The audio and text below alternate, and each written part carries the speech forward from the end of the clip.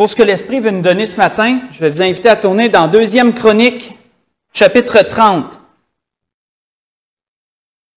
Dans le 2e livre des Chroniques, au chapitre 30, on va lire à partir du verset 13 au verset 27 pour nous introduire le sujet dans lequel l'Esprit veut nous conduire ce matin. 2e livre des Chroniques, chapitre 30, débutant au verset 13. On se transporte au temps des rois, plus spécifiquement au temps du roi Ézéchias. Voici ce qui nous est dit. Un peuple nombreux se réunit à Jérusalem pour célébrer la fête des pains sans levain au second mois. Ce fut une immense assemblée. Ils se levèrent et ils firent disparaître les autels sur lesquels on sacrifiait dans Jérusalem et tous ceux sur lesquels on offrait des parfums, et ils les jetèrent dans le torrent de Cédron. Ils immolèrent ensuite la Pâque le 14e jour du second mois.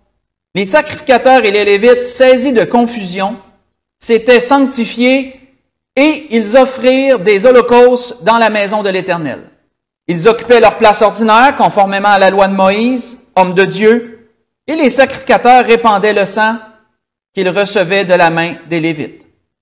Comme il y avait dans l'assemblée beaucoup de gens qui ne s'étaient pas sanctifiés, les Lévites se chargèrent d'immoler les victimes de la Pâque pour ceux qui n'étaient pas purs, afin de les consacrer à l'Éternel. Car une grande partie du peuple, beaucoup de ceux d'Éphraïm, de Manassé, d'Isaacar et de Zabulon, ne s'étaient pas purifiés, et ils mangèrent la Pâque sans se conformer à ce qui est écrit. Mais Ézéchias pria pour eux en disant, « Veuille Éternel qui est bon, pardonnez tous ceux qui ont appliqué leur cœur à chercher Dieu. L'Éternel, le Dieu de leur père, quoiqu'il n'ait pas pratiqué la sainte purification. » L'Éternel exauça Ézéchias, et il pardonna au peuple. Ainsi, les enfants d'Israël qui se trouvaient à Jérusalem célébrèrent la fête des pains sans levain pendant 7 jours, avec une grande joie. Et chaque jour, les Lévites et les sacrificateurs louaient l'Éternel avec les instruments qui retentissaient en son honneur. Ézéchias parla au cœur de tous les Lévites qui montraient une grande intelligence pour le service de l'Éternel.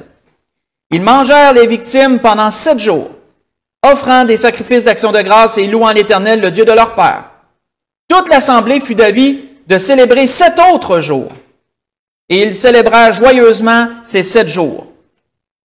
Car le roi Ézéchias avait donné à l'assemblée 1000 taureaux, 5000 brebis, et les chefs lui donnèrent 1000 taureaux, 10 000 brebis, et les sacrificateurs en grand nombre s'étaient purifiés.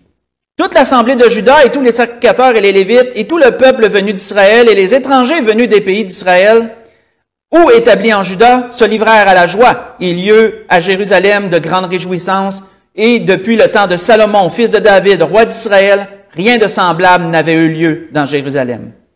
Les sacrificateurs et les Lévites se levèrent et bénirent le peuple, et leur voix fut entendue, et leur prière parvint jusqu'aux cieux, jusqu'à la sainte demeure de l'Éternel. On va arrêter ici. Donc, nous voyons le contexte. Le contexte est au temps de Pâques. Et comme nous le voyons, avec tout ce que nous avons lu, la Pâque n'avait pas été célébrée en Israël depuis plusieurs années. Pourquoi? Parce que les précédents rois qui ont précédé Ézéchias, son père, son grand-père, son arrière-grand-père étaient des idolâtres.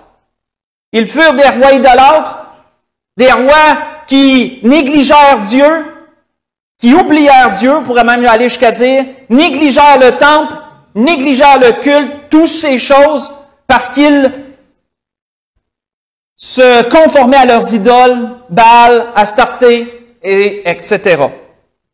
Et Ézéchias, lui, avait eu un cœur pour Dieu. Ézéchias avait eu à cœur de restaurer ce qui appartenait à Dieu, de reconstruire, de relever. On voit qu'Ézéchias avait purifié le temple de Dieu. Si vous lisez à partir de 2 Chroniques 29, pendant la semaine, si vous le désirez, vous pourrez voir toutes ces choses. Il avait purifié et restauré le temple de Dieu. Il avait aussi rétabli le culte dans le temple. ramené les Lévites dans leurs fonctions, les sacrificateurs dans leurs fonctions, et les avait encouragés à ne plus être négligents et à œuvrer selon Dieu pour que le culte soit conforme à la loi de Moïse. On voit qu'il avait rétabli la fête solennelle de la Pâque, fête qui avait été oubliée à cause des précédents rois. Ézéchias n'avait rien négligé, frères et sœurs, dans toutes ces choses. Lorsqu'il a désiré rétablir la Pâque, il a regardé la date et il s'est rendu compte qu'avec la purification, le temps de purification nécessaire pour les sacrificateurs et tout, et au temps où lui-même était rendu pour vouloir la restaurer, il s'est dit, on n'arrivera pas à la date du premier mois. Donc, il a demandé de faire des recherches dans la loi de Moïse, dire, est-ce qu'on peut faire la Pâque à un autre temps? Et conformément à ce qui est écrit dans la loi de Moïse, dans Nombre 9, versets 9 à 12, pas besoin d'y tourner, ben, il a vu que si les gens n'étaient pas prêts, elle pouvait être faite le second mois à la même date. Et c'était conforme à la loi. Et donc, Ézéchias s'est dit, OK, en faisant le second mois, ça nous donne assez de temps pour se préparer. Et donc, Ézéchias, en bon organisateur qu'il était, a envoyé ses messagers, a envoyé des missives dans tout le territoire d'Israël et de dire, venez à la Pâque, venez pèleriner, venez faire votre pèlerinage à Jérusalem comme il est conforme, comme il est écrit dans la loi de Moïse, et venez célébrer la Pâque de l'Éternel. Mais quelle fut la réaction de ceux qui étaient le plus éloignés de Jérusalem, autant au nord qu'au sud? Si on lit dans le même chapitre, mais qu'on recule au verset 10, il dit, les coureurs allèrent ainsi de ville en ville, le pays d'Éphraïm et de Manassé, et jusqu'à Zabulon. Juste pour vous mettre un contexte, pour un peu vous dresser un peu une image, si on met Jérusalem et le territoire de Juda au centre, là où est Jérusalem, le territoire de Manassé est au plus bas. Comme vous savez, Manassé et Dan, la tribu de Dan, eux avaient demandé à ce que leur territoire leur soit attribué en deçà du Jourdain, et ensuite traverser le Jourdain. On avait vu ça dernièrement, hein, que Moïse avait eu peur que ces gens-là, en demandant ça, viennent pas affronter la guerre, traversent pas le Jourdain pour affronter avec leurs frères la conquête de la terre promise. Donc, eux se trouvent au sud de Jérusalem, et Zabulon et Naphtali, eux, c'est des tribus qui sont à l'extrême nord, qui sont vraiment au nord de Jérusalem. Donc, comme on voit dans les extrémités, qu'est-ce qui est dit? Qu'est-ce qui est dit? On se riait et l'on se moquait d'eux. Donc, autrement dit, quand les messagers sont arrivés dans ces territoires plus extrêmes, plus lointains de Jérusalem, qui était le cœur, qui était la comme on dirait, nous autres, la province, pas la province, la ville, voyons, je perds mon latin, la ville principale d'une province, la capitale, c'est ça, on pourrait dire. Ben, eux se sont moqués des messagers. Hein, la majorité, pas tout le monde, mais la majorité se sont moqués des messagers. Ils ont ri d'eux autres. Voyons donc la Pâque. Pas d'affaire à célébrer ça. C'est ancien, ça. On fait plus ça. Mais, qu'est-ce qu'il est dit? Cependant, au verset 11, quelques-uns des hommes d'Azer et de Manassé, de Zabulon. Donc, il y en a eu quand même parmi ces tribus-là qui se sont humiliés devant Dieu et qui sont venus à Jérusalem. Donc, c'est pas totalement tout le monde qui a rejeté puis qui s'est moqué des messagers. Il y en a qui ont été touchés dans leur cœur et qui sont venus. Dans Juda, autrement dit, Juda, la tribu qui est au cœur, autrement dit, où Jérusalem, dont Jérusalem est la capitale, vraiment la tribu de Juda qui est au cœur, on pourrait dire que eux, dans Juda, aussi la main de Dieu se déploya pour leur donner un même cœur. Donc, voyez-vous que dans cette tribu-là, c'est la grande majorité qui ont été touchés.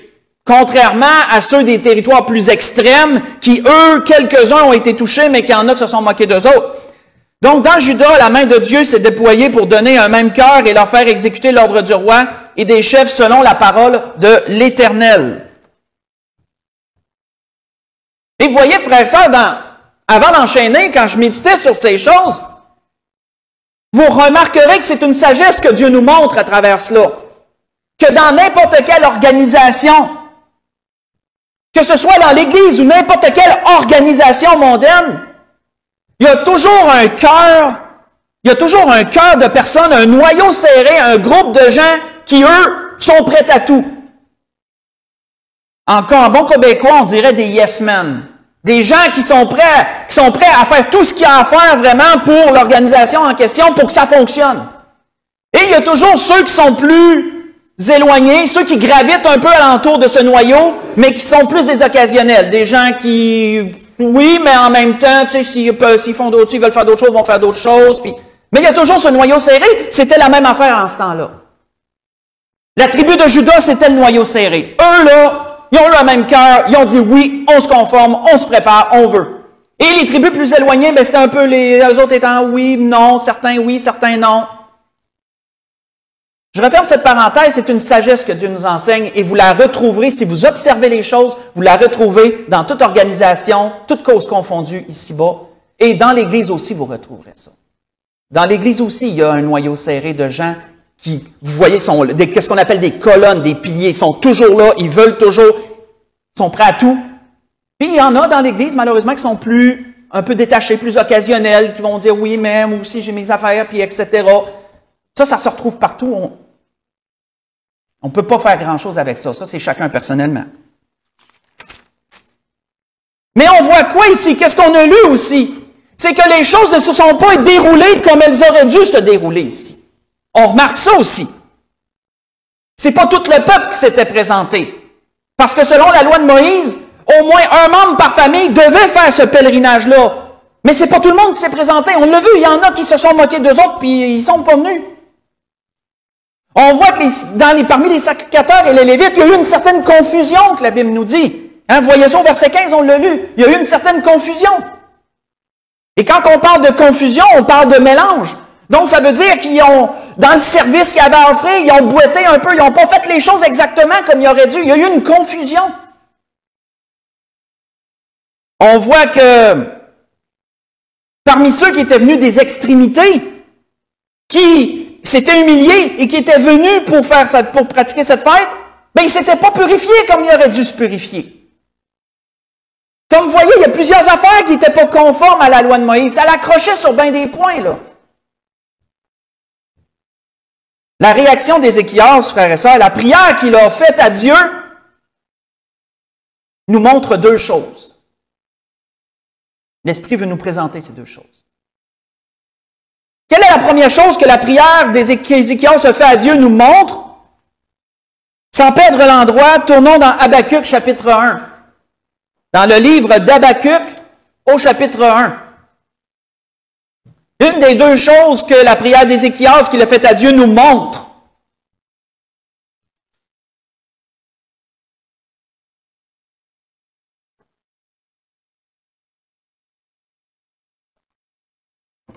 Habakkuk au chapitre 1, versets 12 et verset 13. On voit qu'Habakkuk disait à Dieu, « N'es-tu pas de toute éternité, éternel mon Dieu, mon Saint? Nous ne mourrons pas. Ô Éternel, tu as établi ce peuple pour exercer tes jugements. Ô mon rocher, tu l'as suscité pour infliger tes châtiments. Tes yeux sont trop purs pour voir le mal, et tu ne peux pas regarder l'iniquité. Pourquoi regarderais-tu les perfides et te tairais-tu quand le méchant dévore celui qui est plus juste que lui? » On va arrêter ici. Qu'est-ce qu'Habakkuk remarquait? Qu'est-ce qu'il faisait remarquer dans ses écrits? Que les yeux de Dieu sont trop purs pour voir le mal. Et que Dieu ne peut pas regarder l'iniquité. Il ne peut pas le supporter. Il ne peut pas supporter l'iniquité. La sainteté de Dieu, frères et sœurs, c'est dur à s'imaginer humainement parlant. Mais la sainteté de Dieu, la perfection de Dieu, fait qu'aucune parcelle de péché ne peut échapper à son regard. Même un iota, même la plus petite, comment je pourrais dire, atome, si je veux essayer de montrer d'ordre de petites choses, même la plus petite atome de péché ne peut pas échapper à Dieu. Il en est incapable, il est trop pur et trop parfait pour ça. Et ça, c'est dur à concevoir, parce qu'en tant qu'être humain, nous, on laisse échapper des choses, même malgré nous, on en laisse échapper. On est prêt à tolérer des choses, et c'est humain de tolérer des choses. Mais Dieu, dans sa perfection, ne peut pas échapper au péché. Il ne peut pas tolérer le péché. Il ne peut pas fermer les yeux dessus. Il ne peut pas l'ignorer. Ça va lui sauter au visage, comme on dirait chez nous. Dieu voit toutes ces choses et il ne peut pas y échapper. Comment pourrions-nous comprendre ça? C'est pourquoi, frères et sœurs, que Ézéchias, si vous avez remarqué dans sa prière, qu'est-ce qu'il a fait la première chose? Il a demandé à Dieu, pardonne. Pardonne à ceux qui ne se sont pas purifiés. Pourquoi? Pourquoi ça a été la première réaction d'Ézéchias? C'est parce que Ézéchias savait que Dieu, ça y échapperait pas. Il savait bien trop que Dieu verrait ça. C'était comme flagrant pour Dieu. Donc la première chose qu'il a voulu faire, c'est d'apaiser Dieu, c'est demander à Dieu, pardonne-leur. Vous savez, pour nous, frères et sœurs, ça peut être, comme je le disais, difficile à concevoir que rien en ce qui concerne le péché n'échappe à Dieu. Ça peut être difficile à concevoir. Quand je méditais sur ça, puis je me disais, Seigneur, aide-moi à le comprendre. Comment pourrions-nous, dans notre limité, dans notre capacité d'humain limitée, comprendre comment c'est difficile pour toi de pas voir ces choses? Malgré toi, tu vas y voir. Qu'est-ce que Dieu m'a montré, frères et sœurs, pour le vulgariser, le simplifier? Pensez à quelqu'un qui pratique une expertise dans un métier quelconque.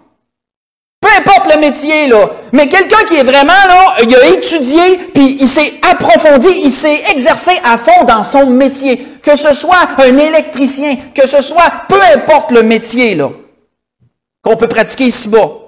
Remarquez que plus que la personne va approfondir dans son métier, plus qu'elle va devenir experte dans son métier, plus que les défauts vont devenir apparents. Puis cette personne-là va devenir de plus en plus critique. Si elle voit un travail bâclé, ça va y sauter aux yeux. Elle ne pourra pas le manquer, parce qu'elle connaît tellement son dossier, si on peut dire comme ça, elle connaît tellement son métier, que si, mettons, on prend l'exemple d'un électricien, que les fils, ils sont pas passés de la bonne façon, c'est pas branché de la bonne façon, les hauteurs ne sont pas respectées par rapport au sol, par rapport aux lois, il sait tout ça, lui. Il va tout voir, il va rentrer dans une maison qui est pas recouverte, les murs sont pas recouverts, puis il va dire, ça passe pas, ça c'est pas conforme, ça c'est mal branché.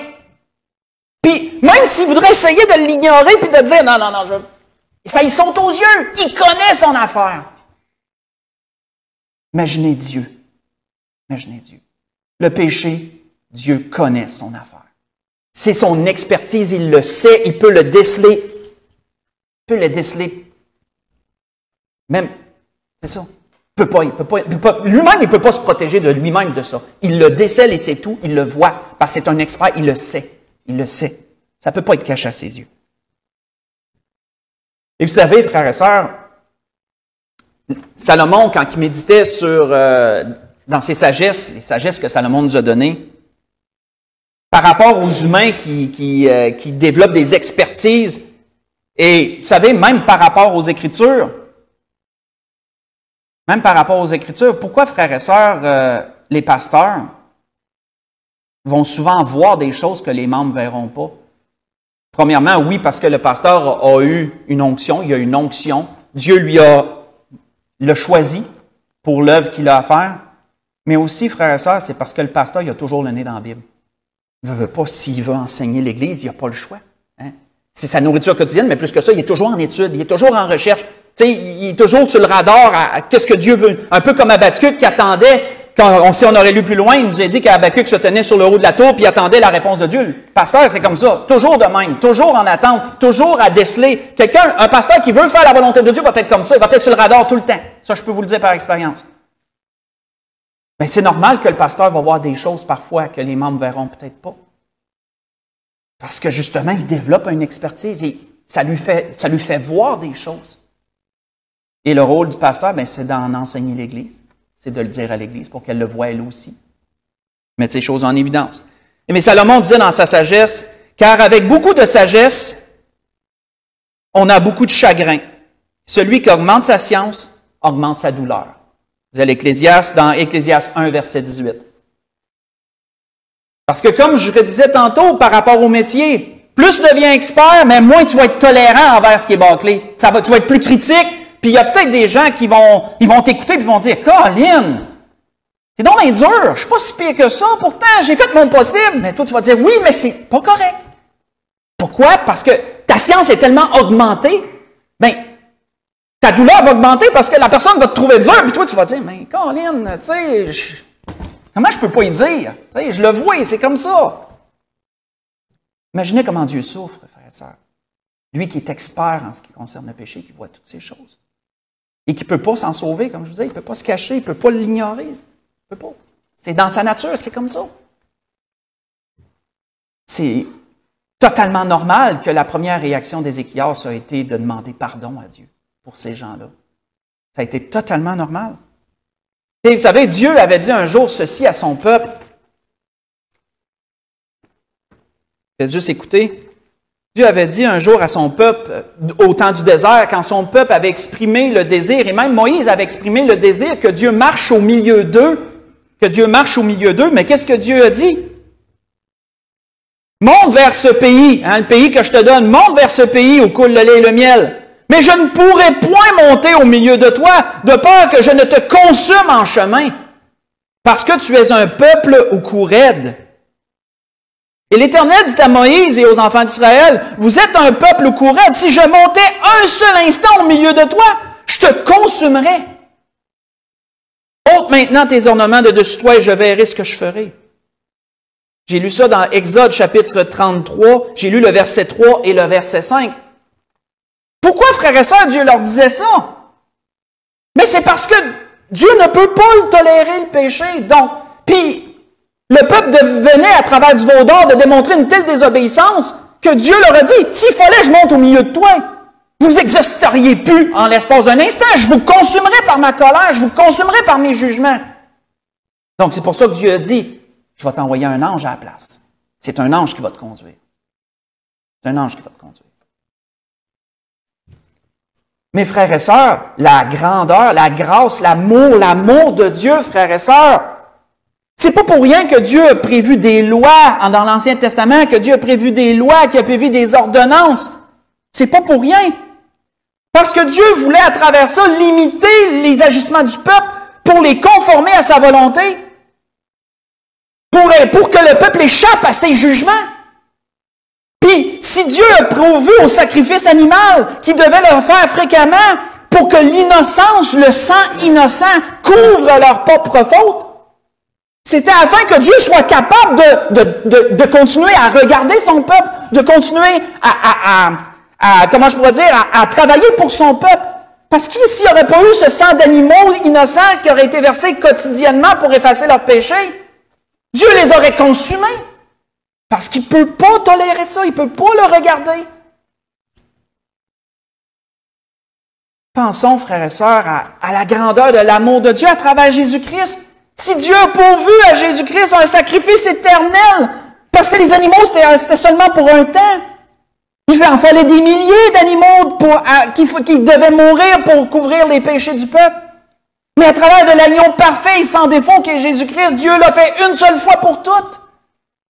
Pour couvrir tous ceux qui viendraient, qui prendraient Jésus comme leur sauveur et Seigneur, qui s'abriteraient en arrière de ce sang-là, si vous faites la référence dans l'Exode, 10e plaie, faites l'image. Si Dieu a pourvu un sacrifice parfait, si parfait à travers son Fils, c'est que pour une bonne fois pour toutes, qu'il soit capable de se protéger de lui-même dans un certain sens, pour ne pas détruire, pour regarder à travers Jésus-Christ, puis que les personnes qui sont couvertes par son sang soient capables de subsister devant lui. Est-ce que j'ai été assez clair pour nous aider à capter ça? À capter la perfection de Dieu en ce sens? J'espère. J'ai fait mon possible, du moins. Donc, ça, la prière d'Ézéchias nous enseigne ça, premièrement. Elle nous enseigne cette perfection de Dieu et son intolérance, malgré lui, face au péché. Il ne peut pas, c'est dans sa nature, c'est comme ça. Mais à travers des sacrifices, Dieu les a faits pour que son peuple puisse subsister, pour que son peuple, parce que sinon personne ne serait capable. Dieu est trop peu, Dieu est trop parfait, on ne pourrait pas. On ne pourrait pas. on voit que la parole nous dit, Ésaïe disait ceci, il dit, nous sommes tous comme des impurs, disait Ésaïe, et toute notre justice est comme un vêtement souillé devant Dieu. Nous sommes tous flétris comme une feuille, et nos crimes nous emportent comme le vent, disait-il dans Ésaïe 64, verset 5. C'est ça, c'est s'il n'y aurait pas de sacrifice pour couvrir, là. Puis on voit que Job disait, Élihu disait à Job, Dieu n'a pas besoin de regarder longtemps pour qu'un homme entre en jugement avec lui, dans Job 34, verset 23. Non, parce que pour Dieu, ça y saute d'en face. Pas besoin de regarder, pas besoin de chercher Dieu, il le voit comme ça, tout de suite comme ça. Mes frères et sœurs, il y a quelque chose de positif que Dieu veut nous donner aussi ce matin. Peut-être ça semble lourd, ce que je vous ai dit jusqu'à présent. Ça devrait pas. On devrait plutôt rendre gloire à Dieu pour Jésus-Christ. Parce que grâce au Seigneur Jésus, grâce au sacrifice que Dieu a pourvu, on peut se tenir devant Dieu grâce à Jésus. Dieu le fait pour nous protéger de lui, si je peux le dire comme ça. Parce qu'il nous aime. Parce qu'il nous aime d'un amour qui ne peut se dire et se décrire. Mais Ézéchias a fait ressortir quelque chose de positif aussi dans sa prière, et c'est un deuxième point que l'Esprit veut nous dire. Pourquoi qu'Ézéchias demandait à Dieu de pardonner? Parce qu'il a dit, ce peuple a un bon vouloir, frère. Il a un bon vouloir, mon Dieu. Tu vois qu'ils se sont déplacés, ils ont eu à cœur de venir célébrer ta Pâque. Ça, c'est pas rien. Ceux qui se sont déplacés, qui se sont pas moqués, qui se sont humiliés, oui, c'était pas purifié, c'est vrai. Mais il y avait le vouloir, il y avait le désir, il y avait le cœur pour le faire. Et ça, Ézéchias le fait, il l'a relevé devant Dieu. Il le fait voir à Dieu, il dit, mon Dieu, considère ça aussi dans ta pureté, dans ton amour, dans ta grandeur. Considère aussi la bonne volonté que ces gens-là ont eue de se déplacer, puis de venir. Oui, il n'était pas totalement conforme, mais il était là. Il était là, puis il voulait. Il voulait. Tournons dans 2 Corinthiens 9. Allons voir ce que l'apôtre Paul disait aux Corinthiens. Allons voir ce que l'apôtre Paul disait aux Corinthiens. 2 Corinthiens 9. Versets 1 et 2.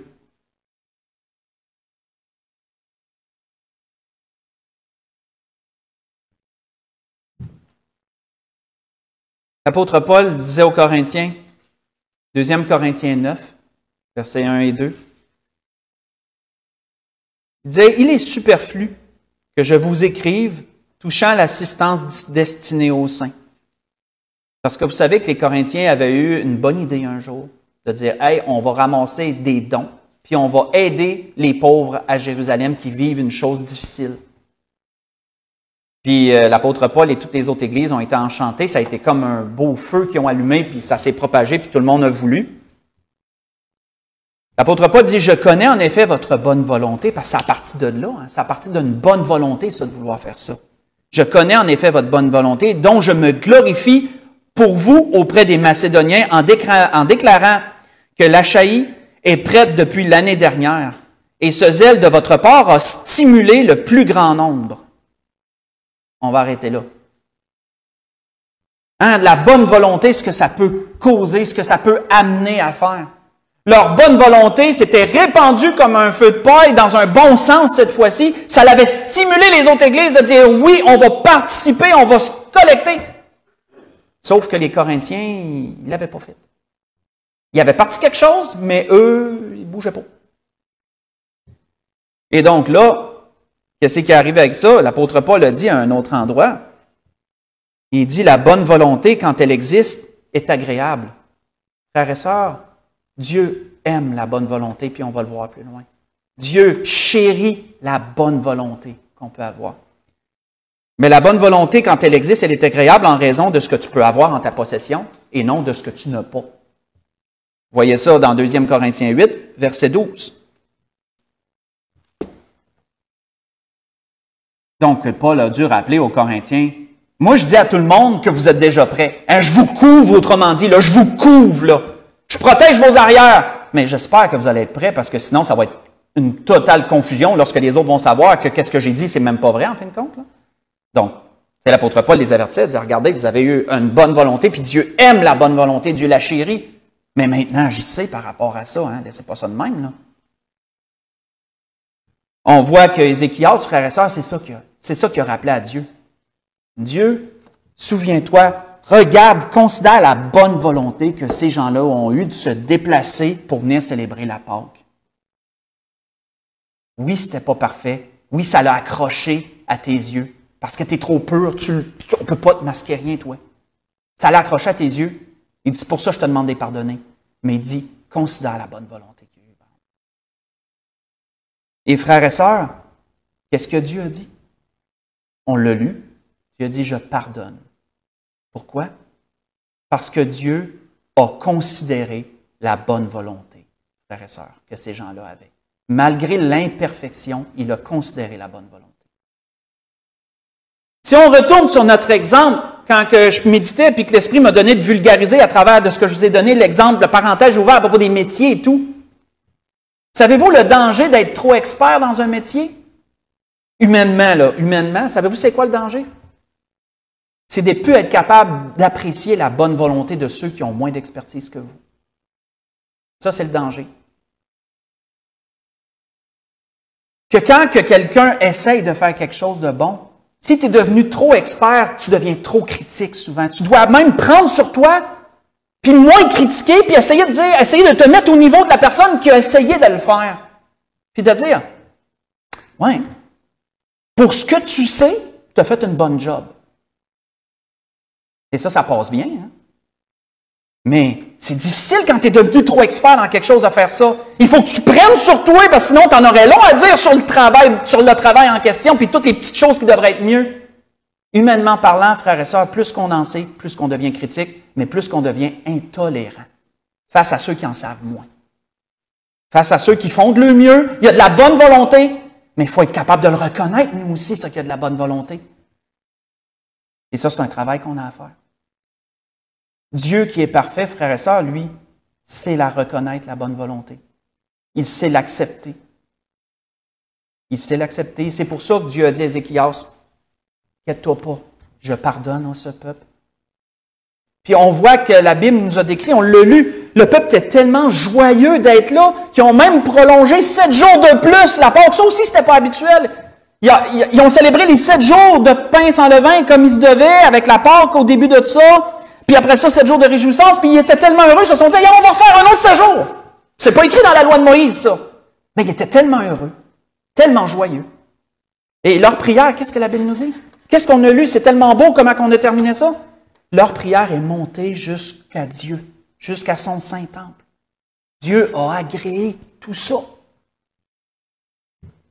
Parce qu'il y avait de la bonne volonté, frères et sœurs. Et la bonne volonté a suppléé, a un peu atténué l'imperfection de leur action. Et Dieu, dans sa miséricorde, puis dans sa longanimité, Dieu a pourvu à travers ces choses. Dieu a pourvu. Et c'était ce que l'Esprit voulait nous dire ce matin. À travers cette image qu'on a vue dans l'Ancien Testament, à travers cet exemple-là qu'on a vu, cet exemple historique. Pour conclure, tournons dans Ésaïe chapitre 1. Ésaïe au chapitre 1. Allons voir ce que le prophète disait au peuple de Dieu. Dans Ésaïe au chapitre 1.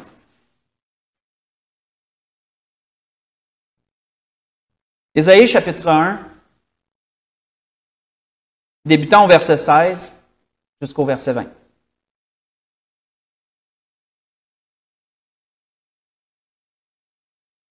Le Seigneur l'Éternel disait par son prophète, « Lavez-vous, purifiez-vous.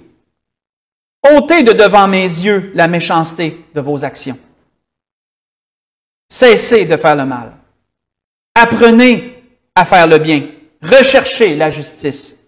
Protégez l'opprimé. Faites droit à l'orphelin. Défendez la veuve. Venez et plaidons, dit l'Éternel. Si vos péchés sont comme le cramoisi, ils deviendront blancs comme la neige. S'ils sont rouges comme le pourpre, comme la pourpre, ils deviendront comme la laine. Si vous avez de la bonne volonté et si vous êtes docile, vous mangerez les meilleures productions du pays.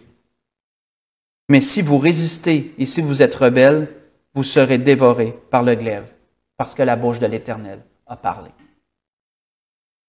Voyons-nous, frères et sœurs, à quoi Dieu appelait son peuple? Dieu appelait son peuple à rentrer au-dedans d'eux-mêmes, à mettre leur vie en ordre, à se purifier. Mais Dieu était conscient qu'on est humain. Dieu était conscient que son peuple est également humain. Puis Dieu leur a dit, plaidez avec moi. Et vous verrez que si votre péché est aussi rouge que le cramoisi, est aussi taché, mais je vais le rendre blanc comme la neige. Si c'est comme le pourpre, puis c'est une couleur foncée, le pourpre, essayez de cacher du pourpre en peinturant avec du blanc, vous allez en avoir des couches à mettre pour essayer de le cacher totalement. On s'en ressort tout le temps, à travers tout le temps. Dieu dit, je vais le rendre comme la laine. Je vais rendre ça pur, je vais rendre ça blanc. Mais qu'est-ce qui va permettre ça? C'est la bonne volonté. Si tu as de la bonne volonté, tu as un bon début, tu as un bon fond, tu veux. Puis Dieu n'en demandera pas moins, frère et sœur. Dieu ne demandera pas moins qu'on le veuille. Et si on veut, bien, malgré nos imperfections, Dieu va s'occuper de ça. Il l'a déjà pourvu par Jésus-Christ. D'ailleurs, il s'en est déjà occupé. Il s'en est déjà occupé. Mais il faut avoir la base, par exemple. Il faut avoir le fond. Il faut le vouloir. Il faut avoir le bon vouloir. C'était ce que l'Esprit voulait nous dire ce matin.